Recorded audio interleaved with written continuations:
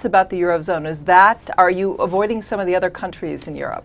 Yes, we are indeed avoiding the European periphery. What is fair to note is that the companies we do own in the UK or in Germany, by and large, because they are best-in-class, globally competitive companies, so their domicile, they may be listed in the UK. So, for example, we own Arm Holdings in the UK.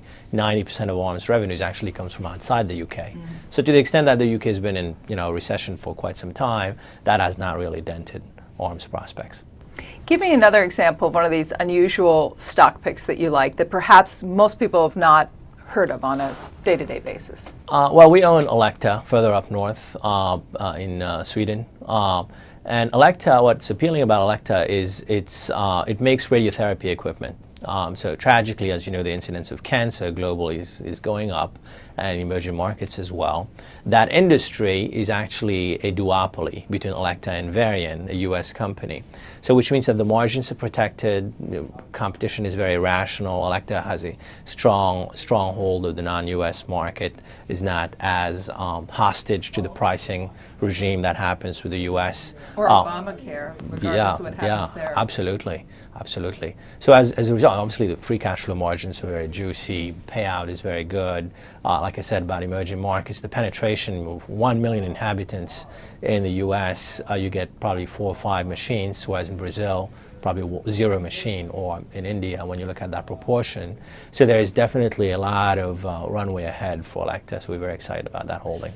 Since you mentioned Brazil, let's go to Latin America next, because you like a company, Mercado Libre, which is like the eBay for Latin America. Absolutely. Is it a similar business model? Yeah, and eBay, in fairness, eBay holds 17% of Mercado Libre. So yes, you do have the eBay concept with Mercado Libre, but what's not well studied for MELI, that's the ticker, is the Mercado Pago angle. That's the PayPal angle. As you know, eBay owns PayPal. And so we have been doing some analyses of what, optionalities would be like for Mercado Pago, because broadband penetration is low in Latin America, and people are pretty reluctant to actually take their credit card and transact online. So as people get more comfortable, as broadband picks up, security picks up, we're very excited about the long-term prospects for MELI. All right, now I want you to get excited about the next stock, because this one throws me. Italy, Saipem. First of all, if you don't like Europe, what do you got this Italian company for? And let's look at this stock chart, because this stock really just took such a haircut. Sure did. And there was some concerns from management. New management comes in, they cut the guidance. It hasn't recovered. What are you doing with this one? Yeah, we've held Saipem for a very long time, in fairness. And what actually happened is that there was some scandal, some bribery scandal, which was ring-fenced to a particular country in Algeria. And we reckon right now that this scandal is going to be put to bed. And like I said, as you noted, the previous management that was responsible for this has been moved out, and the management is looking at this, and that's why they came in, kitchen sink, cut the guidance, stock took a big whack. So we reckon, from what we know today, short of them coming with a warning, from what we know today, the prospects for oil services in these very difficult terrains, whether it be Kazakhstan, Gulf of Mexico, Nigeria, where Saipem has a very strong hold, is going to be pretty promising long term. So which is why we're holding on to the name. All right, what would make you sell it?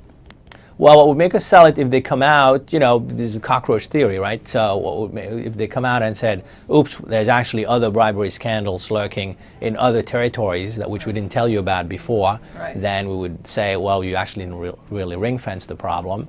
There could be further litigation down the road. So under that scenario, because we have a sell discipline that forces us to either buy more or get out of a name whenever there is a underperformance. In terms of international growth, I noticed you're not in China, but you are in Hong Kong. So are you worried about a serious growth slowdown in China? Yeah, in fairness, going back to the strategy, we have always been pretty underweight China. For us, we're looking at growth for this growth strategy. Growth and quality are paramount. We have historically found it very hard to get comfortable with China. So thankfully, we're not in the solar names. And is that because the numbers, people always question the corporate validity governance is very of the numbers? difficult. And also, when you look at the composition of the boards are generally not all that independent. You may have people with different last names, but it's difficult to come to terms and get the level of comfort that you would get with companies in other geographies. So which is why we've historically shied away from Chinese listed names.